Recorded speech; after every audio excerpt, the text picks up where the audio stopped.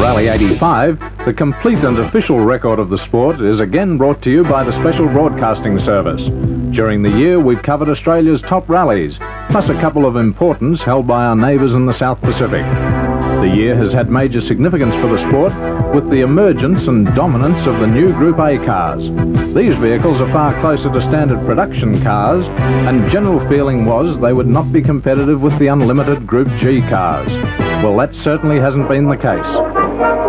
We start the action with the New South Wales Rally Championship.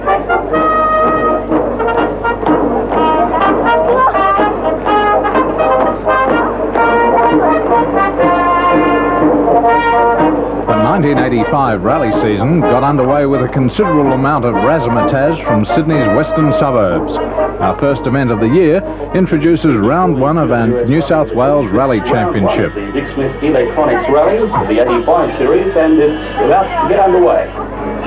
The creepy crawly 2WS Rally of the Hills attracted a full field of 70 teams, all anxious to kick off the Dick Smith series with a good result.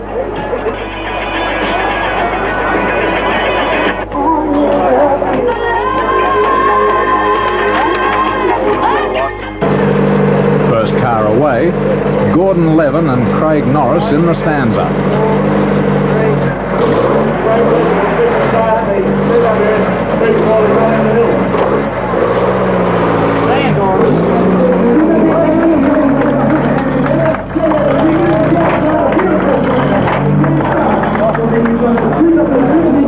Car 2, a Queensland entry with Coral Taylor in the navigator's seat and cotton farmer Peter Glennie behind the wheel.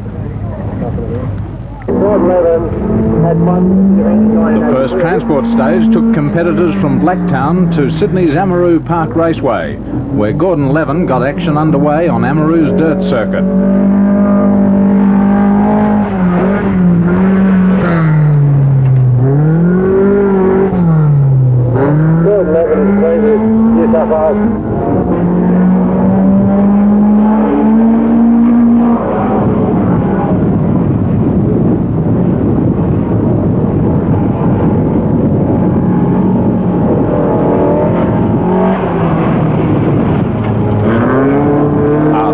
Circuits of the track, cars dived off down the hill climb and over the motocross circuit to finish the short first stage.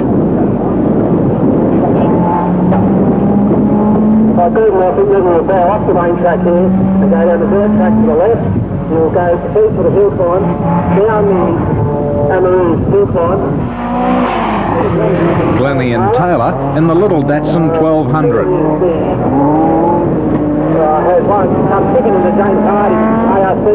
The wind was blowing a gale, temperature around 40 degrees. Not exactly ideal conditions for driving a hot car.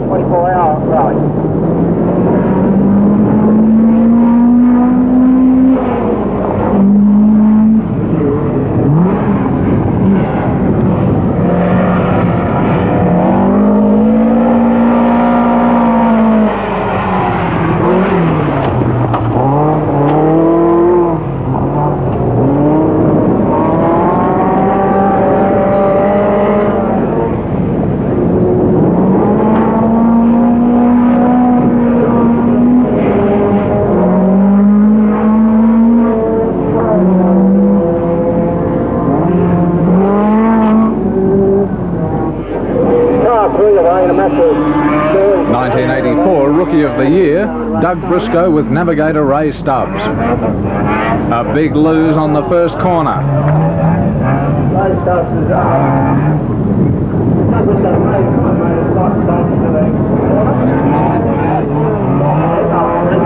Well, things can only get better for Briscoe.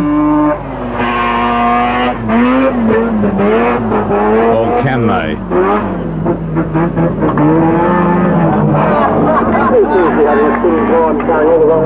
It won't be a great event for Briscoe and Stubbs. An off early in the afternoon will destroy the Mazda's steering and force their retirement.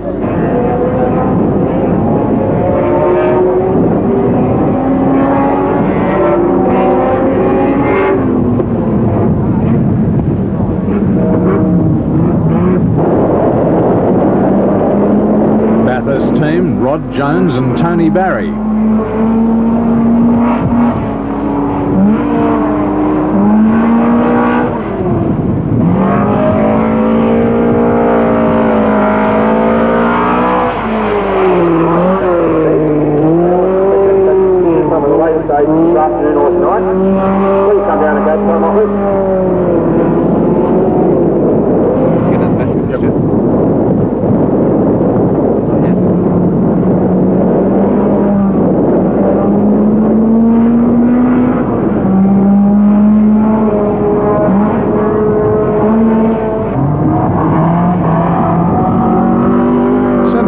first team, Ron Kremen and Ray Temple in the Brian Hilton Toyota. They're waiting on a new Grade A car, a Toyota Sprinter.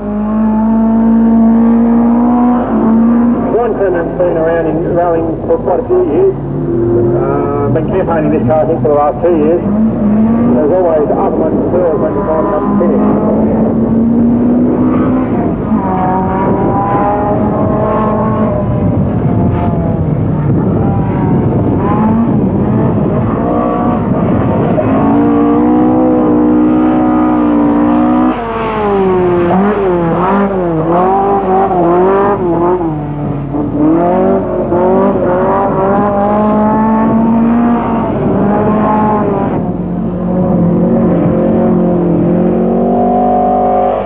Sydney-siders Chris Berry and Neil Perrott in the potent little Celica.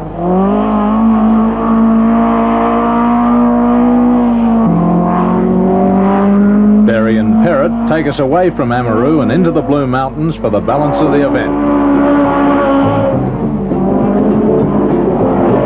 John Dean and Arthur Evans. Jack Whiteman and Jim Gleason.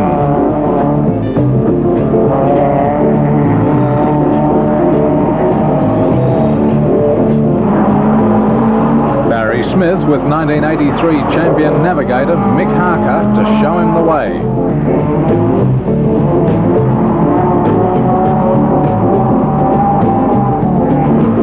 Bega driver Mark Hankinson in yet another Datsun. Right on the pace, he's running second. Peter Houghton. Top Canberra team, Belfield and Taylor in their new Stanza. Another ACT team, Hanu Roppolo with navigator Wayne Kenny in the stunning little Escort. Another Escort in the hands of Sydney gentleman Bruce the Bruiser Garland. Banana Benders, Man and Young. Keith Byrne and Mal Sinfield.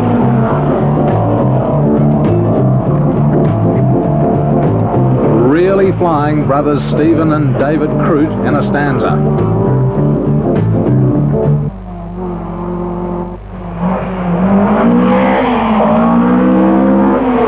Jones again. The Bathurst boys up in about third position and driving well.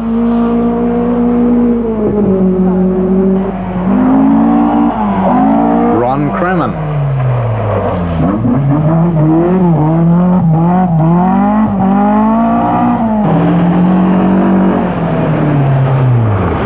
Arthur Evans and John Dean.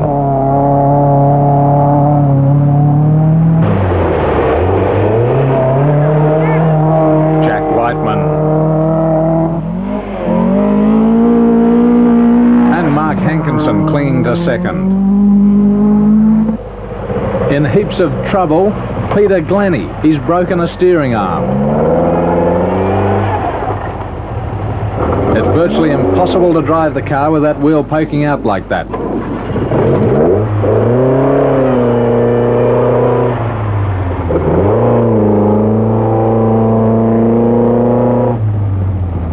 He needs a hand, and he gets it from John Atkinson, last year's champion, spectating for a change.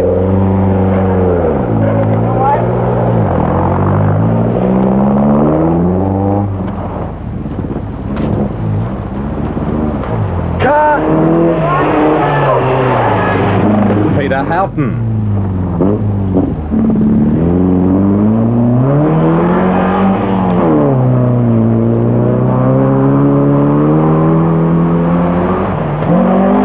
With weather conditions deteriorating, the daylight division is cut short and the daylight competition comes to an end. Nara driver Mckinnon leads with a good margin of 59 seconds. Back to Bega's Mark Hankinson as teams prepare for the evening division. Sydney driver Ed Mulligan leads Group A, but it hasn't been easy. Well, Ed, first round in the Dick Smith series and the opposite lock cars leading Group A. I believe it hasn't been too easy, though. No, we had a hell of a lot of problem this afternoon with the fuel vaporisation in the heat. We've developed a new system here where we inject water onto the carburetor to try and keep the car going. And that's costing us probably 30 seconds in a good section. But it's still going well. Obviously, everyone's got the same sort of problems. How many gallons of water to the K? Oh, it's probably using about a pint every 2 or 3 K. It's that bad. I guess everyone's having trouble with the heat. Have you seen many else with the same sort of problems? Oh yeah, even the normal cars, not the rotaries, are having the problem. So it's just one of those sort of things that, you know, you've got to put up with on a day like today. The conditions have affected most cars, but Peter Glennie has had problems of another kind. Well, Peter, we saw you earlier on in heaps of trouble out there. It was a steering arm, wasn't it? Yes, we picked up a root on the inside of a corner and broke a steering arm, and we only had one wheel to steer with then. Made it a bit difficult. When we saw you, how far did you have to go in that section? Oh, about 18 kilometres. You obviously lost a lot of time. About 20 minutes, I think. Yeah, well, all we wanted to do was get through to the finish so we could finish the event off. Well, put you out of contention for tonight, but the car's okay, and no worries. That's the only thing. That's the only problem. A bit hard to steer it with one wheel. Well, Ron, after only about 50 kilometres, you've got a lead of nearly a minute. You must be fairly happy with it. Yes, I am. I'm very happy. Amazed, actually. Well, that's quite a bit to pick up in this field. Yes, we had a few problems, but I thought everyone else would be. I thought we were running about 4th, actually, but everyone else must have had trouble as well. The heat presented no problems? Oh no, the heat was a problem. The car was very hot, and as you were leaving control, the fuel was vaporising. We did about 3 kilometres of each section, sort of just with the car fluttering and playing up all the way until it cleared itself. But I think other people had a lot more trouble than we did. Well, apart from that, it couldn't have been too bad. Oh, we had an off. I got a little brake bias valve in the car, and into service point I bumped it on, put all the front bias on the front wheels, and I took off in the section and did the whole section with just the front wheels working, and we went off the road one section, and I fought it all the way through and didn't realise until the end. I looked down, I found that the valve had moved. We lost about 9 seconds there. Well, you couldn't have lost too much against your competition to come out with a minute leave. Yeah. Let's hope it continues for you tonight. Yes, I hope it does too. It's a long way to go. However, there wasn't a long way to go. With a total fire ban, strong winds and heat wave conditions, the organisers wisely considered the risk of fire too great. The remainder of the rally was cancelled and results declared based on the competitive stages already completed. First, Ron Mckinnon and Dave Kelly. Second, Mark Hankinson. Third, Rod Jones. And Ed Mulligan took the PRC class. In the end, Mother Nature beat everyone.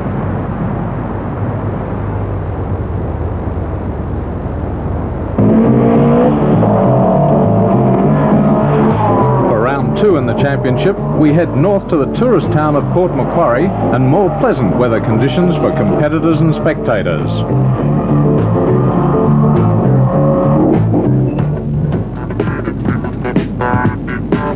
The Port Macquarie Forest Classic was the second round in the Dick Smith Electronics Rally 85 series. Special interest this afternoon will centre on the appearance of 2 new Group A cars, Wayne Bell in the Toyota Sprinter Levin, John Atkinson in the Subaru 4-wheel drive Turbo. They're competitive, they're going to be quick and certainly be able to mix it with the Group G cars. Port Macquarie was to be the first event with a strong production rally car representation. Ron Kremen in a Toyota Sprinter, Mad Mulligan in another Subaru, and Dale Loader in the magnificent BMW would all vie for PRC honours with Bell and Atkinson.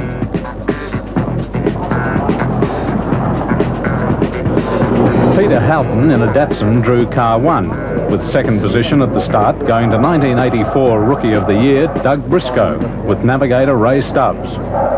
The raunchy little Mazda is a real handful for Briscoe, with around 280 horsepower sitting under his right foot.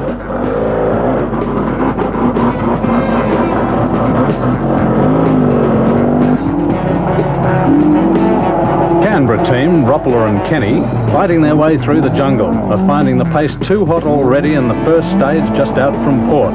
They're falling back behind the leaders already. Whiteman and Gleeson.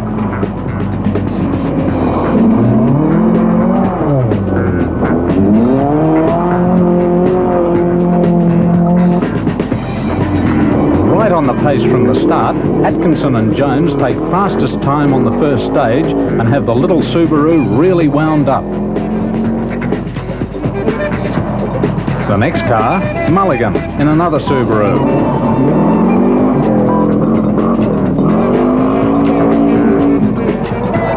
Another Canberra team, Belfield and Taylor. Last year's series runners-up, even with a new car, are having real problems staying on the pace.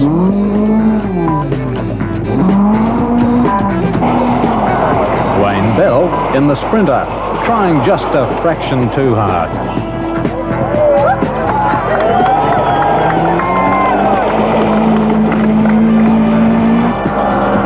Local team, Robertson Wallace, are really flying. They've moved up to second already.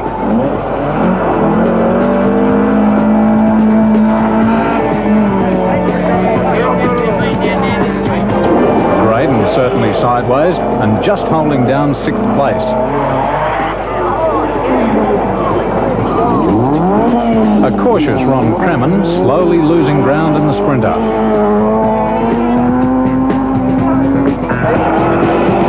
Roppler and Kenny again.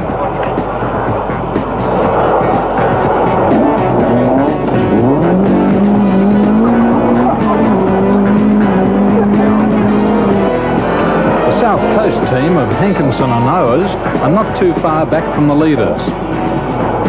Series leader at present, he needs a good placing here to maintain the lead. As the afternoon progresses, Atkinson extends his lead with only local hotshots Roberts and Quinn staying in touch.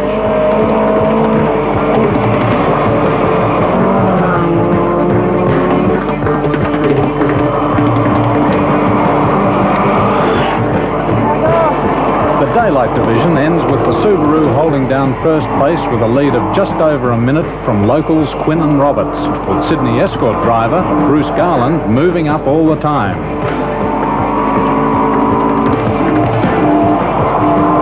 During the evening division, teams head south into the Burrawan and Lawn forests. With dust a problem, navigators are working overtime, attempting to increase the normal 2-minute separation between cars.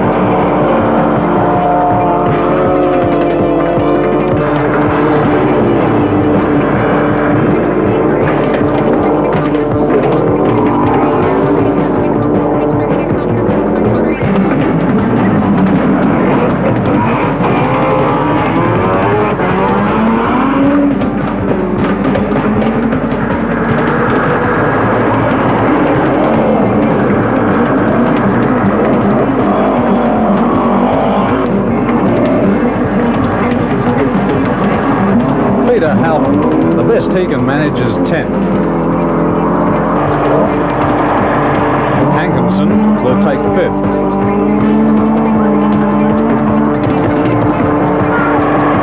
Ed Hooligan will come home 9th outright and be 2nd production rally car. John Dean will finish 6th.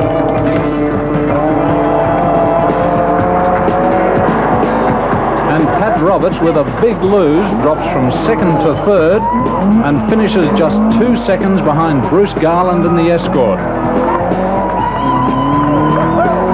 In its first outing, the Canberra Tourist Bureau Subaru wins the Port Macquarie Forest Classic. With maximum points in the Dick Smith Series to John Atkinson, the championship is wide open.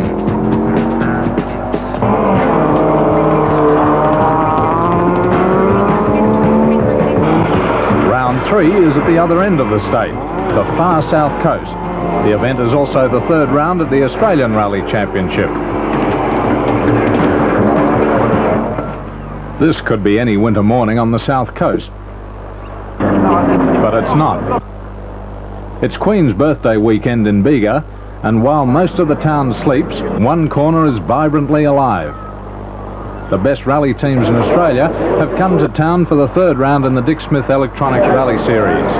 The Mobile Rally of the Valley will also be round 3 of the Australian Championship, and with 92 entrants can lay claim to being our most significant event of the year. The Bega Rally brings Australia's 2 major championships together, and enthusiasts will note with interest whether the Australian Championship competitors can hack it in a field with the pace, consistency and depth that the Dick Smith series produces round after round. National competitors Hugh Bell and navigator Steve Ellis have drawn car 1. The wild Mazda is probably the fastest car in the field, and Bell is recognised as the quickest driver in the country. It should be an unbeatable combination, but in the past, Bell's biggest problem has been getting to the finish. 1985 has been better for the team. They won the first event in the Australian Series, beating home the Escort team of Ian Hill and Phil Bonza from Gosford, who've drawn car 2 today. The first production rally car is car 3, one of the new generation cars. The Subaru 4-wheel drive RX Turbo has proved highly competitive, and in the hands of Canberra team Peter Clark and Wayne Kenny, is currently leading the Australian Championship. From the start, teams headed north towards Bermagui and into the Mumbulla and Murra state forests. Bell has the Mazda flying, setting an early pace the rest of the field can't match. The production rally cars can't compete with the outright speed of the unrestricted cars like Bell's Mazda. They make up for the lack of power with reliability and handling. Clark and Kenny lead the challenge.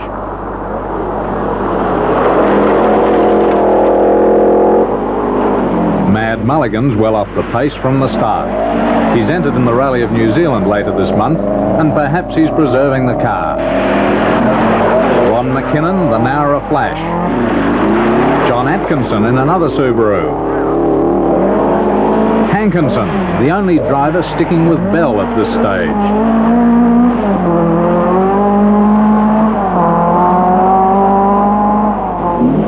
Victorians Brian Smith and David Mackenzie in a Sigma. Mckinnon again. He's won this event last year and wants 2 in a row. Atkinson won the last event in the Dick Smith series. It was his first outing in the Subaru. He'll find this one harder. Sydney-sider Bruce Garland has the Escort really cranked up. His luck will run out just 500 metres down the road when he blows the motor.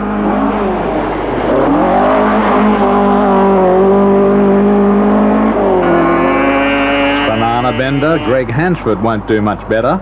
He'll retire the Mazda in the next special stage with gearbox problems.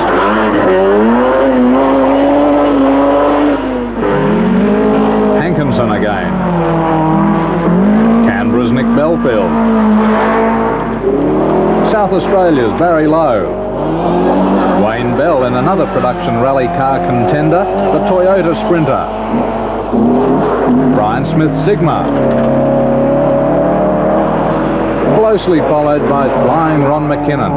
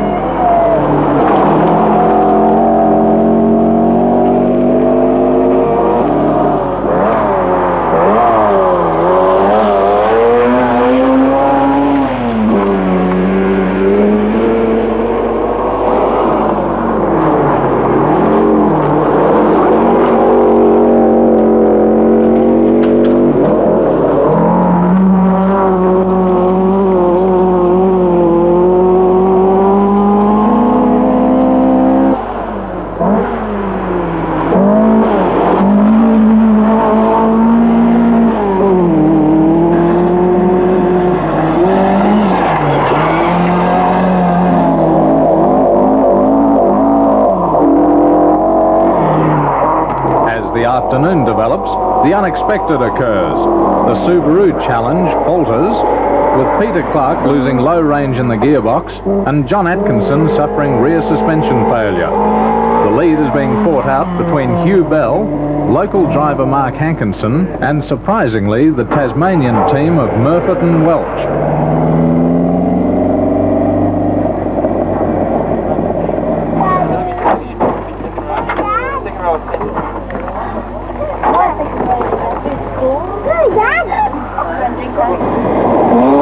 Bell and Ellis.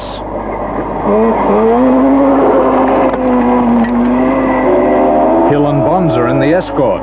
They're lying around 6th.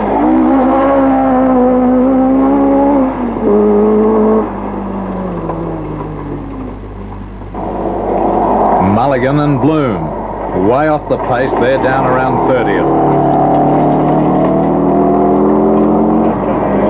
Tasmanian Andrew Murphy has slipped back from Hankinson and Bell and is desperately fending off a challenge from Atkinson.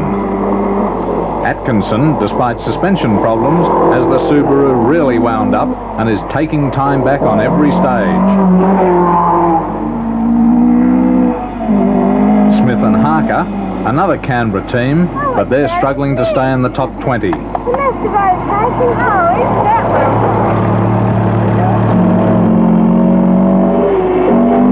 Adams and Enders. Bathurst team, Jones and Barry, they're way down the field.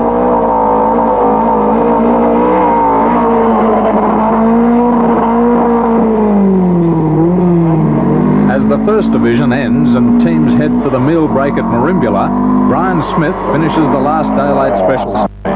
He's had a flat, slipped off the road, and the Sigma is out of the running.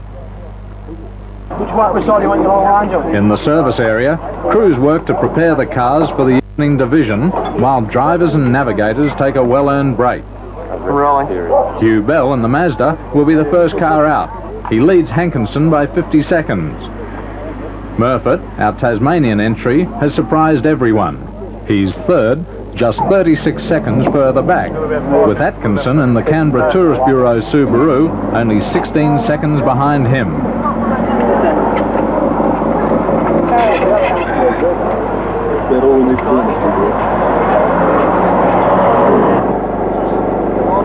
The evening division takes Team South past Eden, down into the Timbilica and Nadji state forests, where longer, more testing stages were scheduled.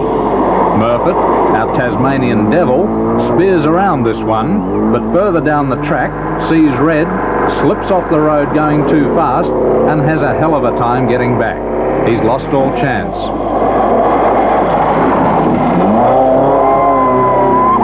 Greg Brown, the young bull from Bathurst, comes in too quick, hops a half shaft, and is out of the rally.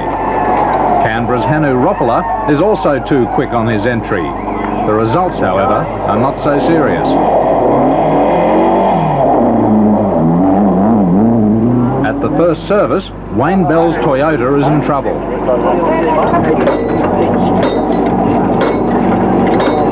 Some troubles for the Toyota team. Yeah, slightly. About 20k in the last stage, 40 stage, broken axle, and we only had drive on one wheel.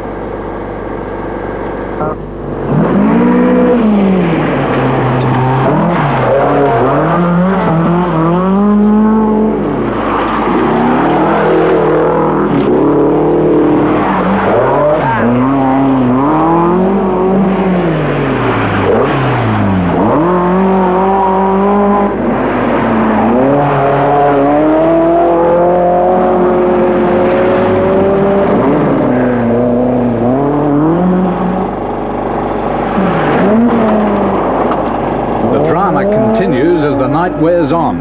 Bell's lost the lead. Minute and 15 down? Yeah. What happened? We had a puncture and had to change at mid-stage. You lost how much, you think? Well, we were a minute and 15 in front, now we're a minute and 15 behind. So you've lost about 2.5 all up? Exactly 2.5, yeah. Well, there's still a few Ks left tonight. Can you pick them up? Yeah, we'll try. Well, Hugh was sort of about 50 seconds to a minute in front of us. He had a flat tyre and now they're pushing about a minute and a half behind us. So we hope to maintain that, but I've got a feeling he can turn the wick up whenever he really wants to. Subaru driver John Atkinson. So far, so good? Great, Keith, yes. We're doing pretty well in Group A and we're coming third outright. How much down? I think we're a couple of minutes behind Mark Henderson and Huey Bell, but we just don't have the power to get near there, but the rest of the field we're handling all right. Well, they've still got to finish. How are you going for reliability? Oh, well, we haven't had a problem. We had shock absorbers earlier on, and apart from that, it's going well. Next best placed Subaru team, Peter Clark and Wayne Kenny. Yeah, on the pace? Oh, I think we're back on the pace. We're a bit handicapped driving in high range. Well, you haven't had a brilliant run so far. You dropped that time in the first stage and you've been sort of fighting back. How's it going? Oh, I think we've probably moved up about, close on 15 places tonight. Well, you must be getting close to that top 10? Oh, I hope so. We've dropped about 3 minutes this afternoon when we broke low range, so we're gradually climbing back up. And no other problems at all? No, everything else has been fine. How have the roads been tonight? Very good. I reckon the choice of roads tonight are better than they were during the daylight, actually. They certainly look fast. Yeah, they are. As the night proceeds, Hankinson, with navigator Steve Owers showing the way, clings to the lead as teams finish the second division and head for home to prepare for Sunday's final special stages. Bell charges at Hankinson's lead and keeps his promise. He's picked up 67 seconds in only 50 kilometres of competitive driving and is just 8 seconds behind the leader. Ron Mckinnon, the Nara Flash, squeezes ahead of Atkinson in the Subaru and holds third place with a margin that's also only 8 seconds. The action over tomorrow's final stages will be fast and furious. Ian Hill and the Escort lie fifth.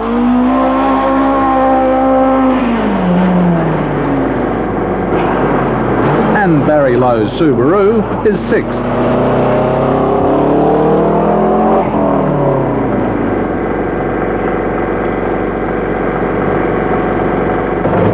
Sunday dawns cold and clear. Our field of 92 has been reduced to 62, and although only 33 kilometres of competitive stages remain, there'll be no taking it easy. None of the top placings are secure. Hankinson knows these roads well, but only has an 8-second buffer to Bell in the RX-7.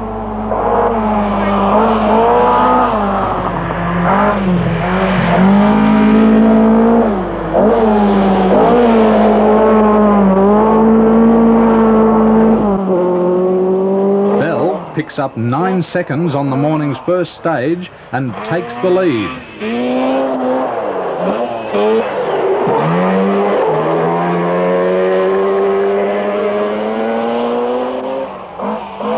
Mckinnon, desperately striving to keep Atkinson at bay, clings to third.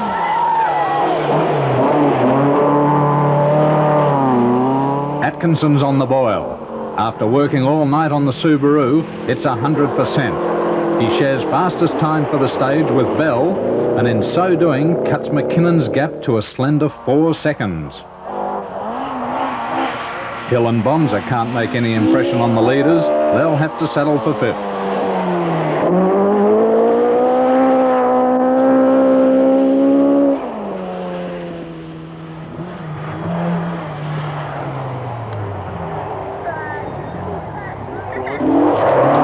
Canberra's Hanu Roppola will eventually pick up a good 8th.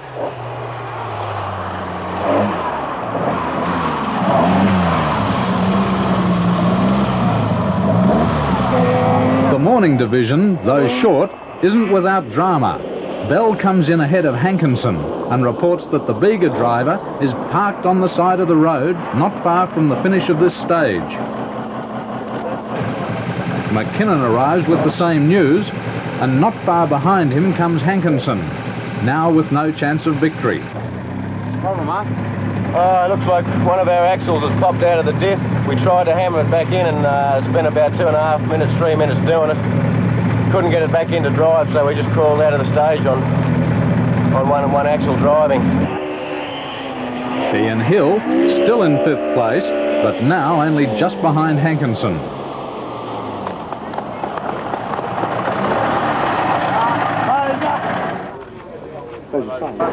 Atkinson starts the last stage, still only 4 seconds behind Mckinnon. He's now 3rd, but could make it home 2nd.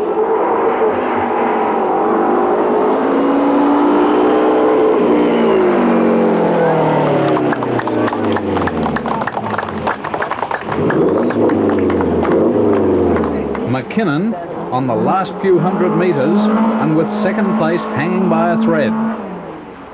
He drops time to Atkinson, but it's not enough. Mckinnon with navigator Dave Kelly takes 2nd place from Atkinson and Jones. The margin, just 2 seconds. Well, first thing this morning, just 8 seconds between you. How did it finish up, Ron? I think it's only 2 seconds now, but it's 2 seconds in the right Scraped home? Just, yeah. You weren't trying hard enough. No, I can't have been. How'd the Subaru go? Oh, they're fantastic. They really are. You had some problems yesterday? Yes, yesterday we lost the shocks first up in all the daylights, and then last night we broke a manifold and we lost all our turbo boost, and that slowed us down last night. How was your run? I thought it was a bad run, but I just kept going and tried to keep on the pace. The car didn't seem to be handling as well, and I wasn't in the groove like I normally am. I just hung in there and I was able to stay sort of in touch with people like John. And then today, when he had his trouble last night, I got in front and I was able to hold him off today because I just drove a little bit harder. The winners of the 1985 Bega Rally of the Valley, Hugh Bell and Steve Ellis. Bell takes the lead in the Australian Championship, and Mark Hankinson heads the point score table in the Dick Smith series, just ahead of Mckinnon and Atkinson.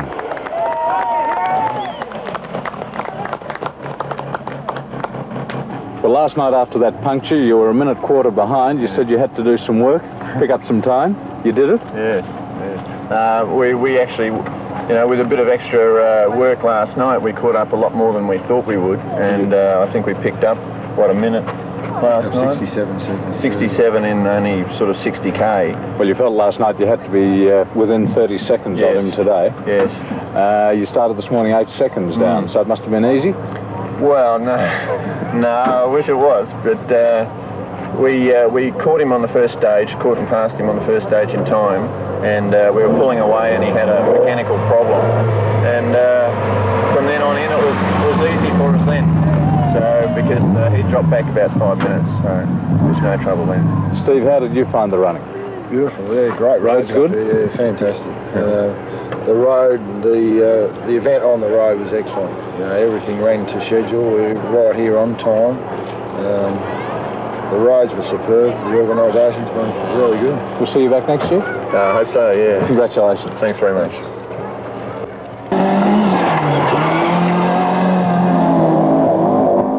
The series is wide open. Hankinson has 23 points, Mckinnon 20, and Atkinson 19. South Coast drivers dominate, however the next event is in Newcastle. The Toyo tyre-powered 2HD Rally marks the halfway point in the Dick Smith Electronics Rally 85 series. It also marks the launching of the New South Wales Subaru dealer team, with Jeff Jones and John Atkinson favourites for the event in the Subaru RX Turbo. From the start in Mayfield, the full field of 70 teams will head north into the Wallaroo, Narong and Renwick State Forests for the first division to finish late in the afternoon at Bulahdelah. The first car away is Pat Roberts' Datsun. The Port Macquarie team have been on the pace this year and should do well.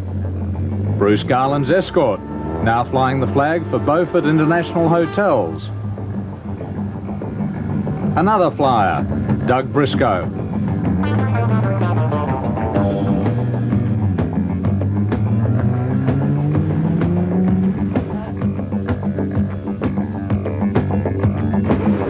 Wayne Bell takes the first special stage. Enjoying it so much he's reluctant to stop at the finish control. With Bell in the lead, Bruce Garland drops into second. Series leader Mark Hankinson. Nowra driver Ron Mckinnon in another Datsun. The Subaru team, Atkinson and Jones.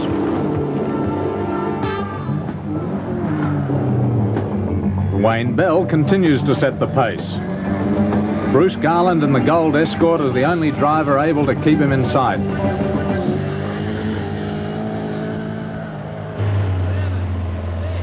Briscoe and Morley running strongly. They're about 5th.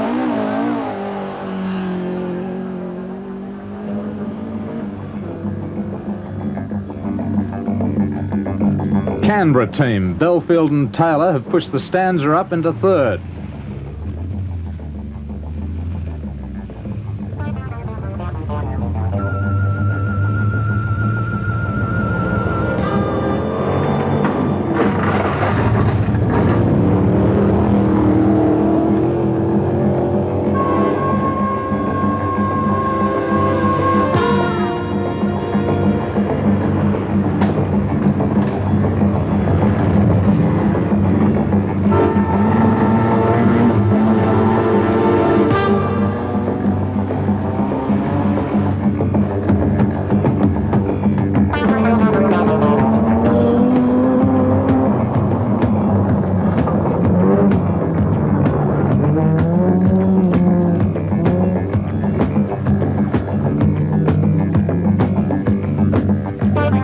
Wayne Bell maintains the pressure, and even Garland starts to drop back.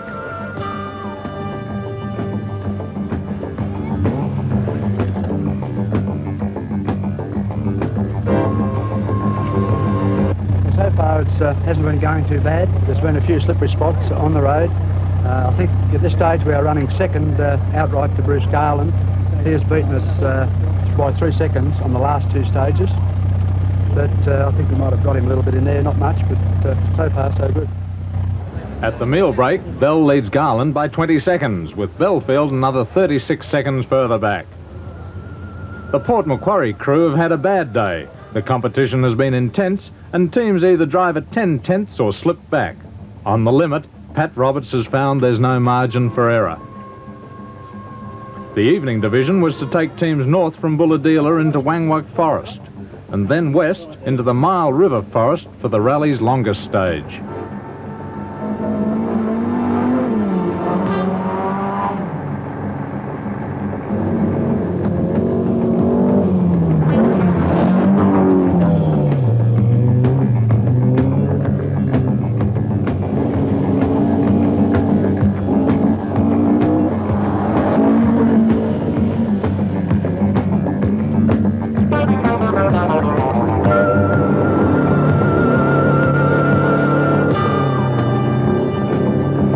As the evening unfolds, Bell extends his lead.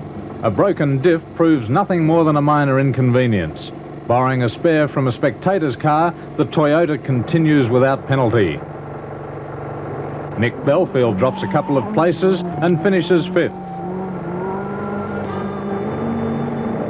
Bega's Mark Hankinson takes 4th and maintains his position as leader in the Dick Smith series.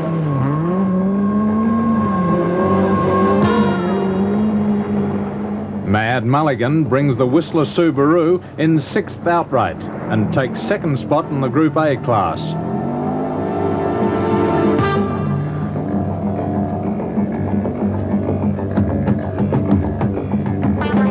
A disappointing first outing for the new Subaru dealer team.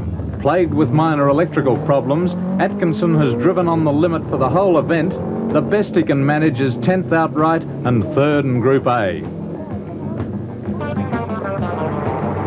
Bell wins the 4th round in the Dick Smith series and is also the first Group A car home.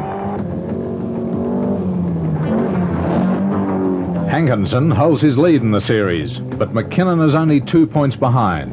Atkinson's Subaru team has dropped back, but hope to pick up points on the far north coast.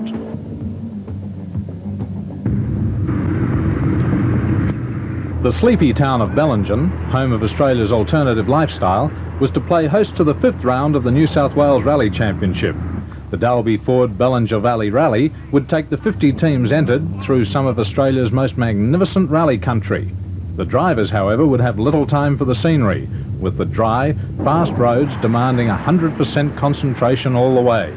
The Ford dealership had changed hands, and with it came a new sponsor. Well, it's great to continue the relationship with the Ford dealer. It must be different for you, though. Well, very different. When we took over from Bob Crichton, we didn't realise there was a long association of 8 years with the rally, but we're very happy to continue with it. As with all the major rallies this year, the Ballinger Valley Rally was to offer an interesting contest between the older Unlimited class cars, representing Group G, and the new breed Group A cars, more sophisticated but much closer to everyday road cars. The ballot had been kind to the top contenders, with Wayne Bell drawing car 1, the Toyota Sprinter being one of the quickest Group A representatives. Car 2, Mark Hankinson, the series leader in a Group G Datsun. The third away, another Group A car, the New South Wales Subaru dealer team entry with John Atkinson behind the wheel.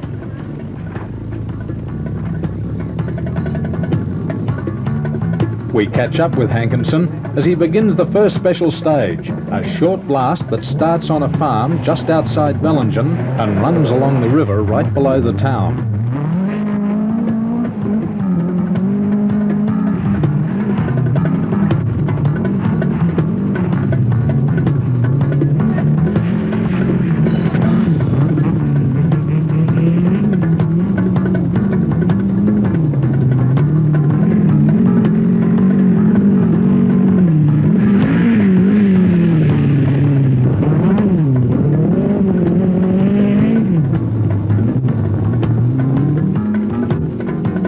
Atkinson and Jones in the Subaru RX Turbo. With a flat 4 fuel-injected turbo engine driving all 4 wheels, the Subaru represents state-of-the-art rallying. However, it hasn't been all beer and skittles for the Subaru dealer team. After a good win in their first event, the team has been plagued by a power drain problem. And with the electronic system in these cars being so complex, it's proved hard to trace. As the Subaru starts this event, it's still way down on power.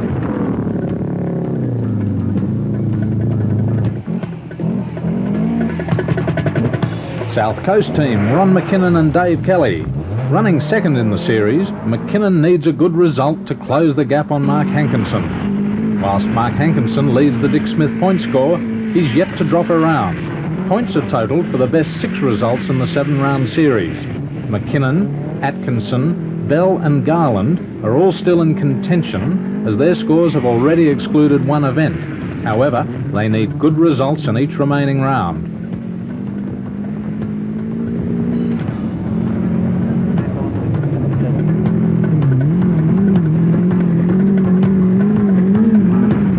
Canberra team, Peter Clark and Mick Taylor in a Stanza.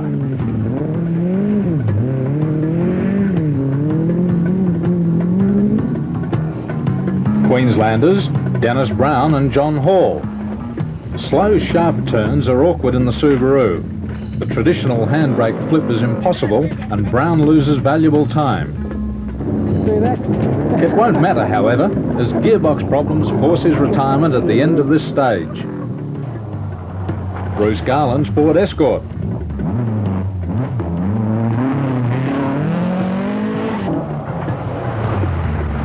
Another Escort, Jeff Briscoe with navigator Phil Morley.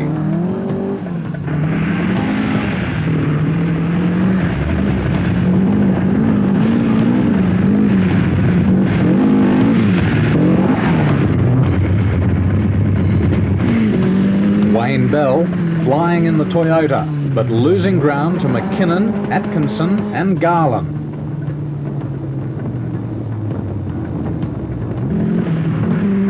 Hankinson up with the leaders and looking good to extend his series lead. With the Subaru down on power, Atkinson is driving on the limit. Who said Subarus don't go sideways? Ron Mckinnon on the boil and in the lead. Peter Clark finishes the second special stage and the action moves to a nearby autocross track where the teams complete 2 laps of the circuit before heading back into the forest. Clark finishes his run as Sydney driver Ed Mulligan begins his. Fresh from a good win in the Asanda 2 Geo Rally, Mulligan is really coming to grips with the Subaru and the very special driving technique it requires.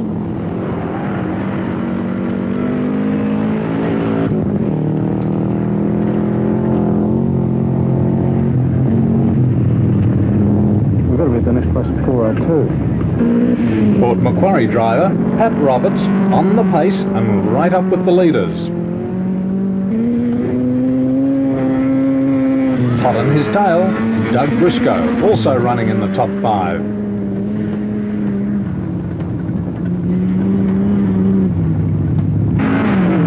Sydney's Bruce Garland.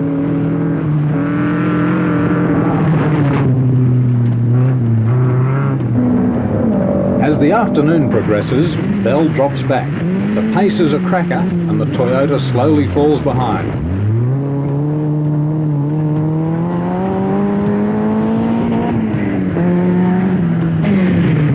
Hankinson, still in the running, lies 4th.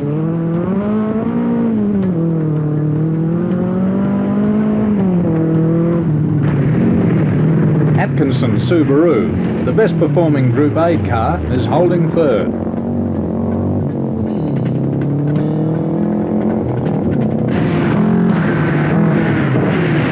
Setting the pace, Ron Mckinnon, but his lead over Pat Roberts and Atkinson is only a slender 10 seconds. Mulligan. Pat Roberts. Doug Briscoe. Bruce Garland.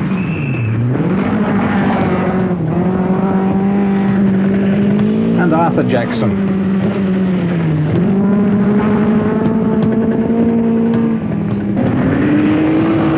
Dale Loader, finding his feet in the immaculate BMW, isn't too far back. He's well placed in Group A. Greg Brown. Steve Annabelle, who has to sit on a fruit box just to see over the steering wheel. Michael O'Connor, Stanza.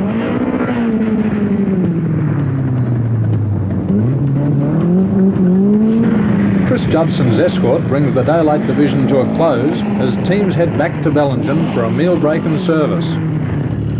At the halfway point, Hankinson holds a slender lead over Ron Mckinnon, with Port Macquarie's Pat Roberts and Subaru driver John Atkinson also within striking range.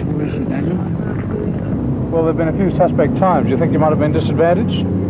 I don't know. One time seemed a bit suspect, but that seems to be what it was on all the route cards and the controls board. Just looked a bit strange, though. John, what will your tactics be tonight? Go flat out. We've got no alternative. The car will still, it's revving better than it has. It goes out to 6 now, and we've just got to drive hard all the way. We've got no alternative. Well, I guess all in the top 6 will be playing the same game. What about you, Ron? Yeah, we're a bit down. The Subarus have got a lot over the old Datsun. A dispute over time seems likely, with Hankinson's position in doubt. Well, how do you play tonight, Mark? Right from the outset all day, we've been going pretty hard compared to how we had been before. We've always been playing it very safe and steady, letting locals finish in front of us. This one we're going for. I'm enjoying the road, so I'm going to keep doing so. The Bega driver leaves, believing he's in the lead. However, his times are being adjusted. Hankinson loses 30 seconds and is dropped back to 4th. The job's now ahead of him to retrieve the lead.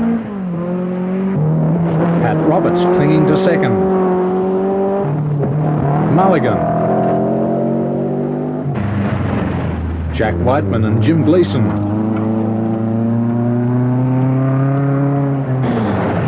Sydney-siders Doug Briscoe and Dave Nicholson have the Mazda really fired up and are moving up through the top 10. Also moving up, Loader in the BMW. The car, finally showing some of its potential, will finish 10th, but no such luck for Jeff Briscoe. A blown motor will force his retirement in the next special stage. Minor problems continue to hassle the Subaru dealer team car. Atkinson's desperate driving has kept the car in touch with the leaders, but the service crew have had to work overtime. Work continues to the very last second.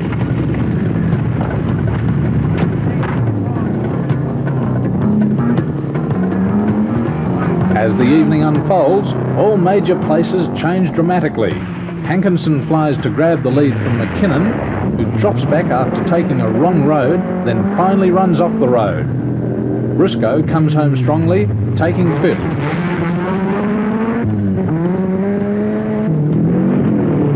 Mulligan grabs 4th in the Whistler Radar Subaru. And Atkinson hangs on for 3rd in the Canberra Tourist Bureau Subaru and wins Group A. Pat Roberts takes a great 2nd in his Hastings Credit Union Datsun. And with a great drive, Mark Hankinson gets the win he's been chasing all year.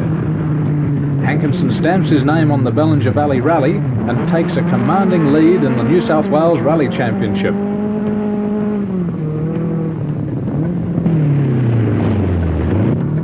Hankinson's win and Mckinnon's brain fade have probably decided the series. Atkinson has now caught Mckinnon, but they both desperately need a bad result from Hankinson in round 6.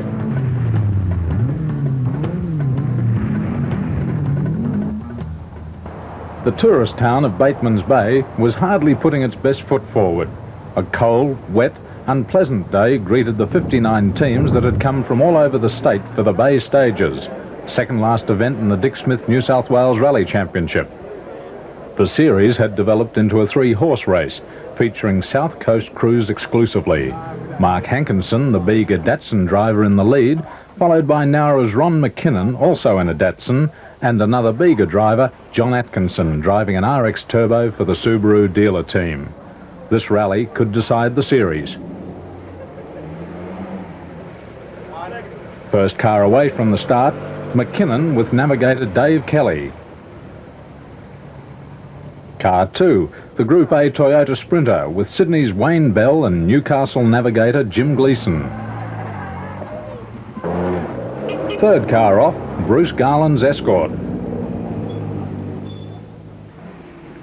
The first special stage took cars into the forest around Cullendulla, just north of the bay. Ron Mckinnon kicks off the action.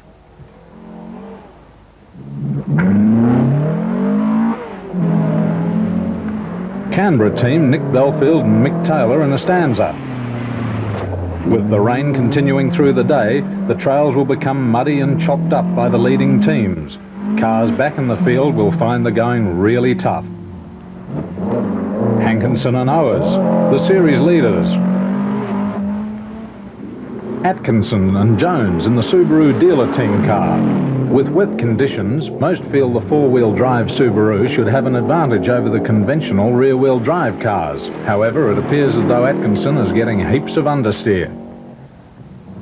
Mulligan, he's also finding the Subaru a handful in the wet. Briscoe and Morley in their immaculate Ford Escort. Unfortunately, after a great start, they'll fall by the wayside with engine problems.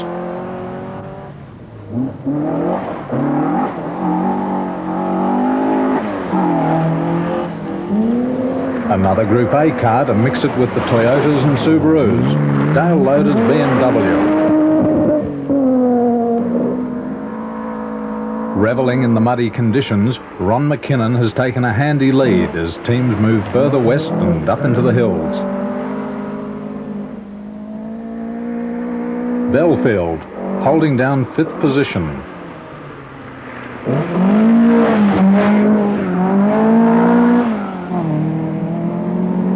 Hankinson, so quick in the area he knows so well, he's right on Mckinnon's tail and just waiting for the leader to slip. Atkinson and Jones in the Subaru.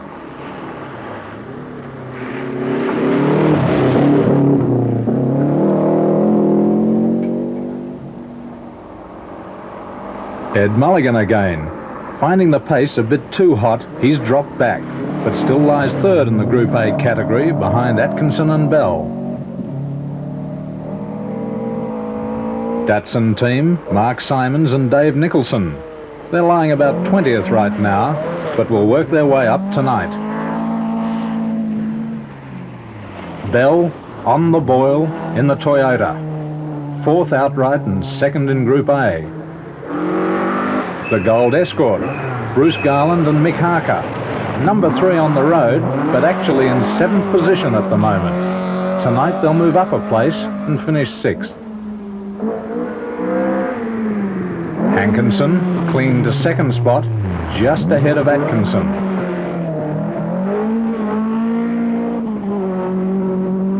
Atkinson, 3rd outright, leading Group A.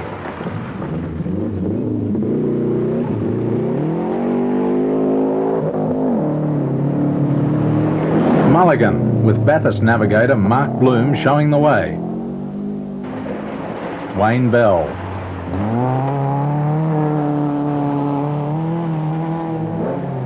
Greg Brown, one of the really good young up-and-coming drivers.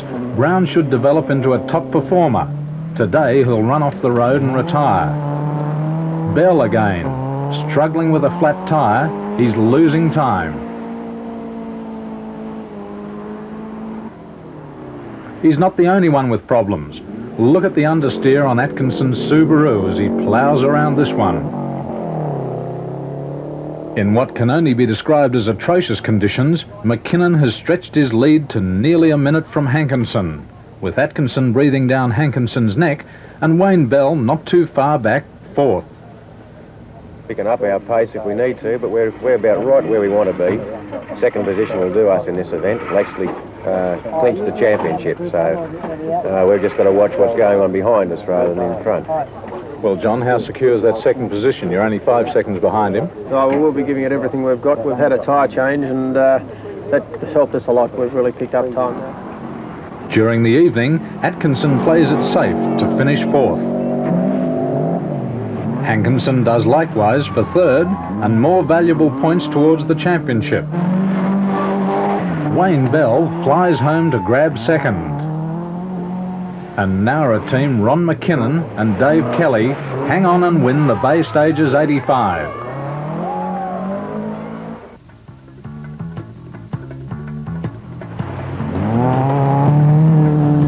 McKinnon's win leaves him in with a chance.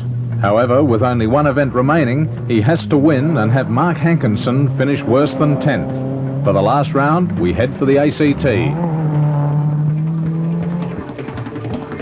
Australia's richest rally for 1985 was to be held in Canberra. Appropriately, the National Capital Rally would be the final round of the New South Wales Championship. With over $10,000 worth of prizes and cash, the rally had attracted over 90 teams to Canberra for the weekend. They'd come from all over Australia, and amongst them were Australia's best. A fitting conclusion to a great year for the sport. The rally, with support from the Canberra Tourist Bureau and French aeronautical firm Aerospatial, was to take the teams over 300 kilometres of competitive special stages. The weather cold with occasional showers, the roads rough and potholed from recent rains. Greg Carr's Alpha takes us away from the start and west of the city into Green Hills Forest.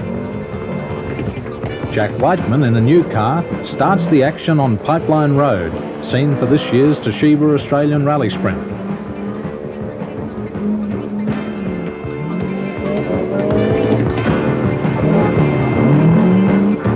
The event isn't long in claiming its first victim. Car 6, John Atkinson in the Subaru dealer team car, is just cruising to the end of this, the first special stage. Even though he's backed off for the final 2 kilometres, Atkinson has set fastest time for the stage. He doesn't know it yet, but the Subaru team are out of the event. Problems on the opening stage of the rally.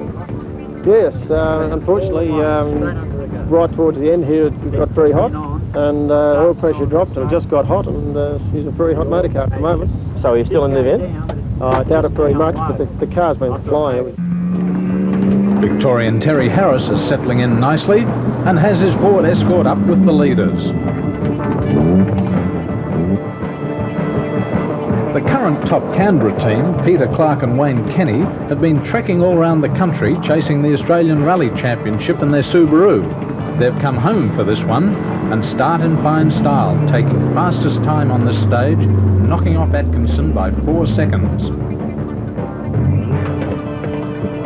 From Green Hills, teams move into Blewitts. Clark leads, but 2 flat tyres will force the Subaru down the field. This is Bathurst driver Rob Warboys in a Turbo Laser, another entry in the Group A class. Canberra's Hanu Ropala, Ford Escort.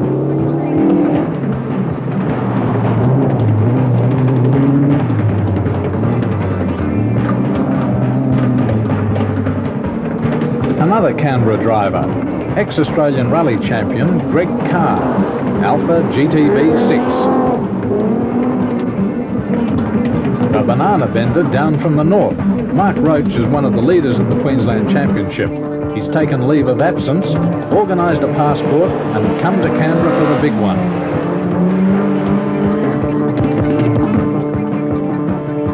Series leaders Mark Hankinson and Steve Owers. Only Ron Mckinnon can beat them for the title, and Mckinnon has to win this event to have any chance. Canberra Stanza team, Nick Belfield and Mick Taylor. Well placed, they're lying fourth. Mckinnon, with navigator Dave Kelly, has taken the lead, and all of a sudden the championship is wide open. But look how smooth and fast Wayne Bell is in the Japanese Connection Toyota. He's now third, behind Hankinson, and moving up. Greg Carr again. Down on power, he can't match the pace of the leaders. Another Queenslander, Murray Coote and a Turbo Mazda.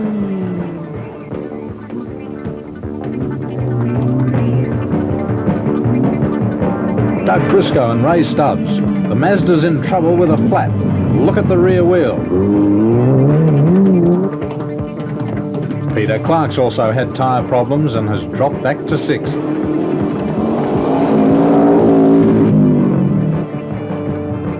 Another Group A car, the red BMW, driven by Dale Loader with Brian Cox in the left-hand seat. Mckinnon still in the lead.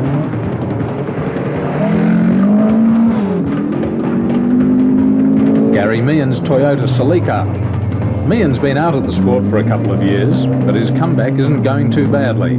He's lying 10th. The first division ends and teams head for the meal break. Ron, you've got a 33-second gap. You're leading. Mark Hankinson's second. How do you think tonight will go, and what plans do you have? Oh, I feel very confident about tonight. It's a pity that the bloke I got to beat by quite a few places, only one place behind me. Ron Mckinnon believes he leads by a comfortable 33 seconds from Hankinson. However, car 23, driven by Greg Brown, has flown. Mckinnon leads Brown by just 8 seconds as he heads into the night. With Mckinnon in the lead, Hankinson must finish, and must finish in the top 5. He's third, and the pressure's on. John Waterhouse is sorting out his new RX-7, as is Greg Carr in the Alpha.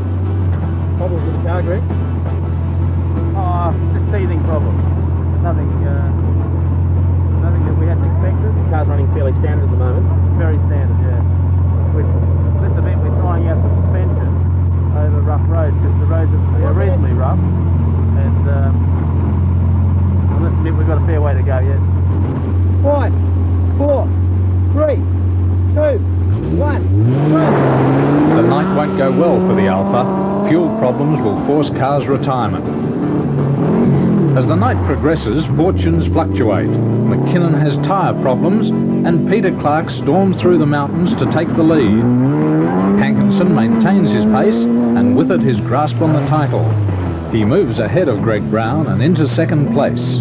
Brown holds third, and Wayne Bell's Toyota drops back from the leaders with mechanical problems. How long? Little one? He's got one. What happened?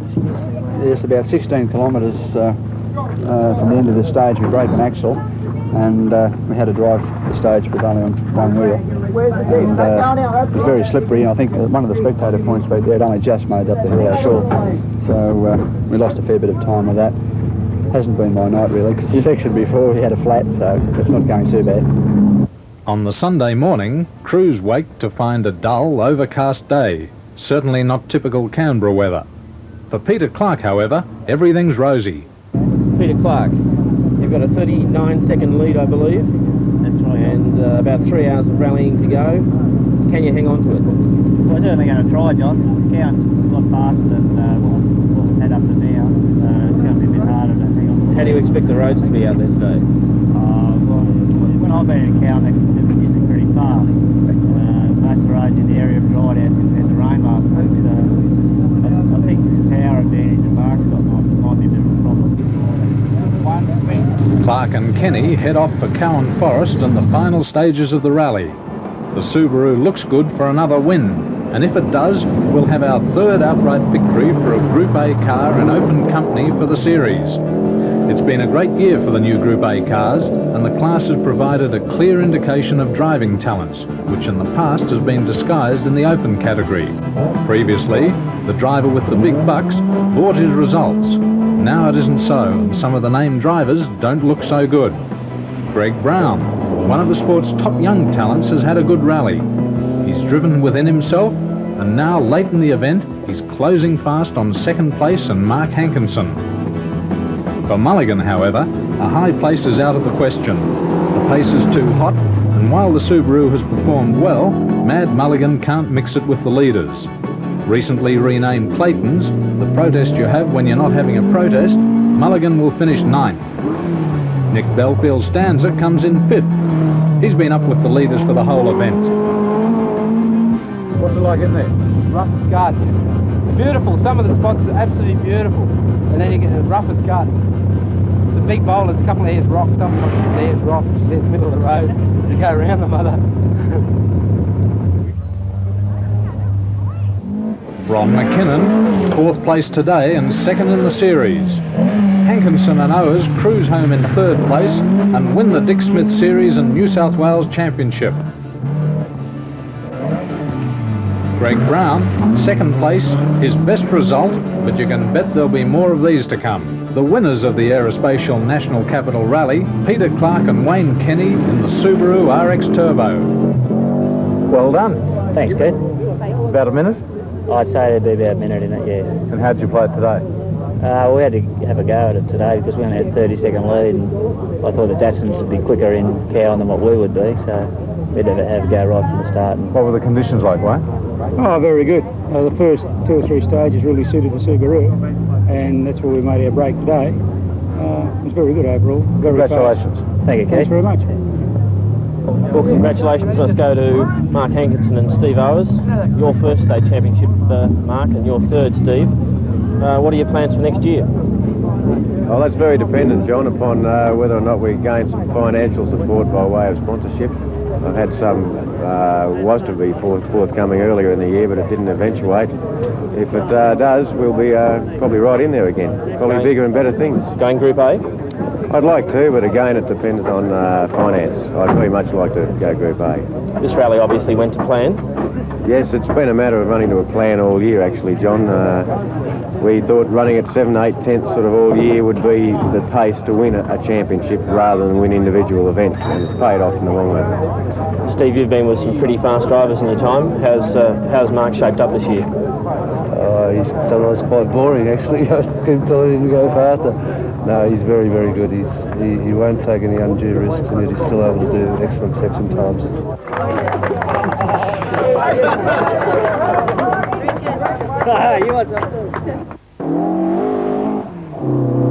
The last round of the Australian Rally Championship would also decide the series.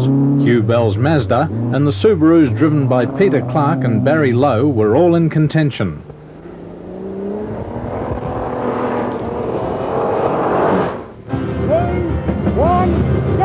Victoria's Academus Rally was to be the 6th and final round in this year's Australian Rally Championship.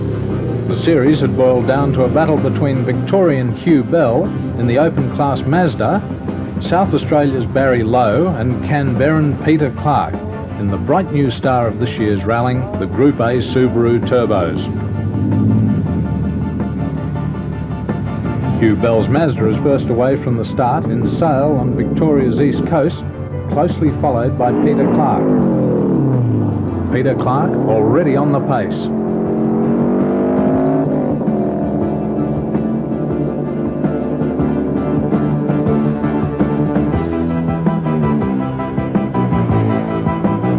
Tasmanian Andrew Murphy. His first year following the ARC, Murfitt's performed well.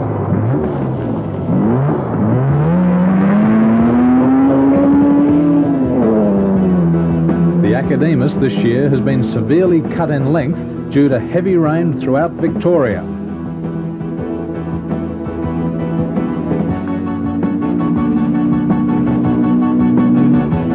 Brian Smith, Sigma.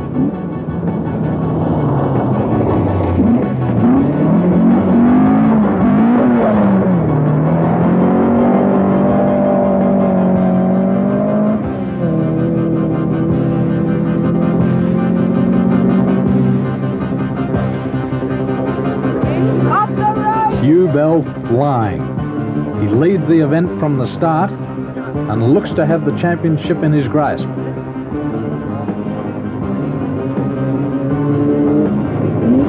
Bell's Rapid RX-7 had won 3 rounds of the 6 ARC events. The team's decision to miss the Perth round had proved costly.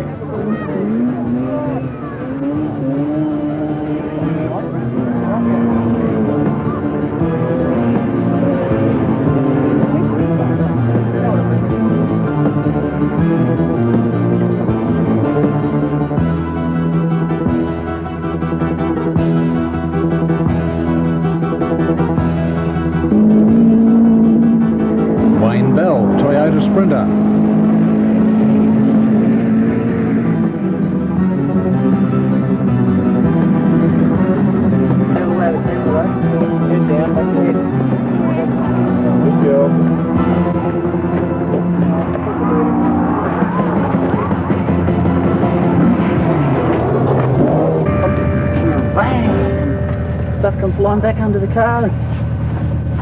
Got some big old...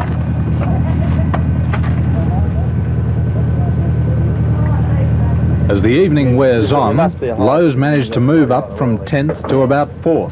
He needs a higher placing, however, if he's to take out the championship.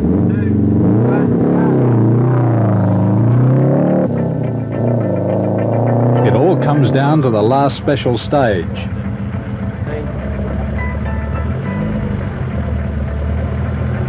In the last stage, Peter Clark has a puncture, Wayne Bell has an off, both of them drop back, and Lowe manages to move up to 2nd.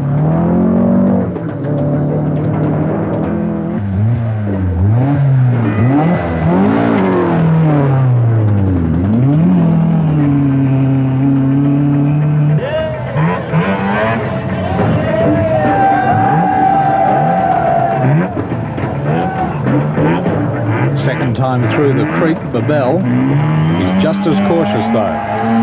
The wind's essential if he's to have a chance.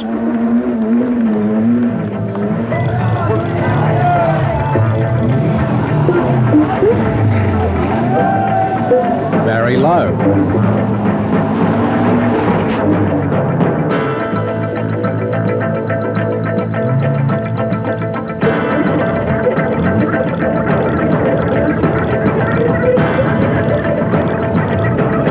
Murfitt, the Tasmanian Devil. After stalling the first time, he's a lot more wary this time through.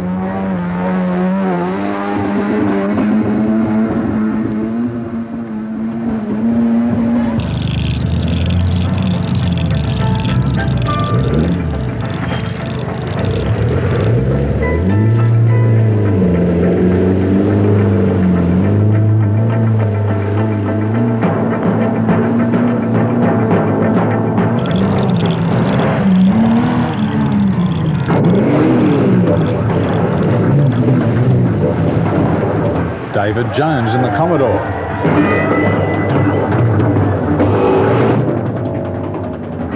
Hugh Bell wins the Academus and the championship is decided in the last special stage. Peter Clark falters, dropping back to 3rd and giving 2nd place to Lowe and navigator Kevin Petter in the Subaru. It's enough points to win the championship, a first for Lowe and Petter and a win for Subaru, both at their first try. You picked up a great deal of time over the night section last night. That was in the game plan? No, not really. We were just terribly slow in the afternoon division. I drove like an old woman, probably a little apprehensive. And yeah, it just didn't do things terribly well. And in the night time we knew we had to go hard, and it wasn't until the last stage until we got it. You've had a great year in the Subaru. It's been very reliable all year. The Subaru's been fantastic, it really has. It was a bit of an unknown quantity at the beginning of the year. We didn't know exactly how it would go, nor did anyone else, I don't think, but it really has been a fantastic little motor car. Well, congratulations to you both and very well done. Thank you very much. Thank you.